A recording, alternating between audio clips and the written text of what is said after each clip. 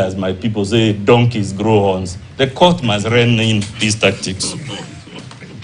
My Lord, permit me, please, to object to the term frivolous. We have been raising issues we believe are serious and weighty. We have no interest in raising frivolous issues. And I believe that is why this honorable court gave leave to appeal. This court will not give leave to appeal against any frivolous points. Thank you, Senior Counsel. My Lord Presiding Judge, permit me, speaking on behalf of the 9th petitioner, there is a concern that we have in view of the directions that have been shared by my Lord Justice Mrima, and my Lord, the comments that have been made by my senior, Dr. Muthomi Thiankolu.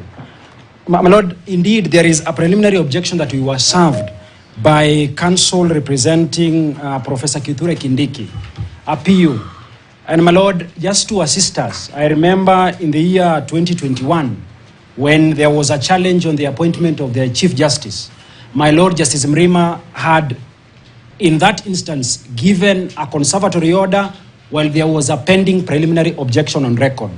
And when the state went to the Court of Appeal, there was direction that was given at the Court of Appeal that when there is a serious attack on the jurisdiction or the authority of the court, especially in view of a preliminary objection, then it is incumbent upon the court to first consider the merit or otherwise of the preliminary objection that attacks the jurisdiction of the court before perhaps we can go to any other matter or business of the court.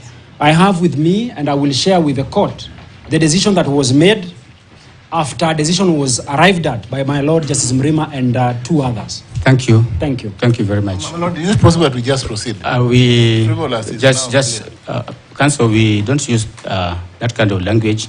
I think Senior Counsel Paul Muite is right that frivolous proceedings are not in this court. They may be elsewhere, but not here. My Lord Justice Mrima will give directions. We proceed as a directed. Applicants. My Lord, I was on my feet. This is on behalf of the petitioners on the issues of time allocation. My Lord, the respondents have, throughout this matter that has been going on, sought to have a time allocation scheme whose effect would be to guard the petitioners from presenting their case. My Lord, in the normal course of things, and this is a bench, one of the 50th or 70th bench that we are appearing before, the first business of the court before the directions of hearings are given, which we thought we could do on Friday, has always been what is the estimations of the advocates of the time that is necessary for them to do fair representation within the meaning of Article 50 of the Constitution. My Lord, we are here, we know the urgency of the matter. But as petitioners, on that issues of time allocations, the petitioners wants to plead and beseech the court that each of the application by the petitioners, we shall need 1 hour each to carry out the instructions of our client. My Lord, you have seen the bundle of documents that everybody is having here. This is a court of record. And I'm sorry to interject. Start with your 20 minutes. If they are not enough, we will consider. We're here. We shouldn't worry about time. My Lord, for purposes of that issue, if I could just finish. The problem that we have, because we need to organize ourselves, that the time that has been given, one is going to do this and the other. Why that is absolutely important is that at this particular stage, because this has been a recurring thing, that there is instructions to be carried out. This is a court of record. We would want a fair allocation of time from the inception so that we are able to feel that at the end of the day, we did not prefer to the court a substandard case or an incomplete case. So it is only the minimum fairness that we should have.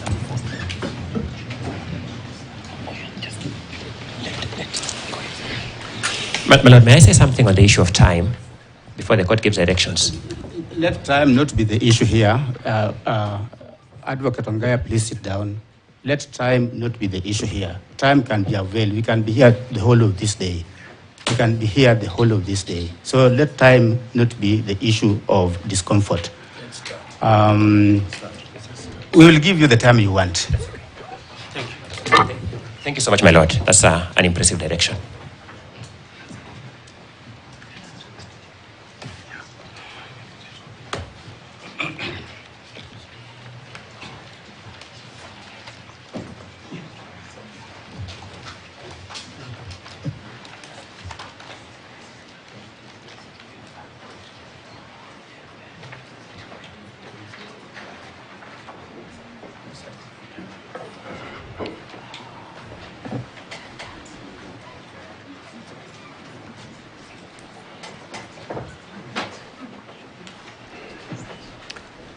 My Lord, Your Ladyship, the sole purpose of conservatory orders under Article 23 of the Constitution, which gives this court power to issue conservatory orders, is to preserve the substratum, the subject matter of the petition. Here, what is being preserved is the right, constitutional rights of the Deputy President, who has challenged the impeachment for violating his rights, seeks to have that impeachment vacated and quashed. That is what needs to be preserved, and that is the purpose for which 3 judges issued conservatory orders, or 2 judges issued conservatory orders.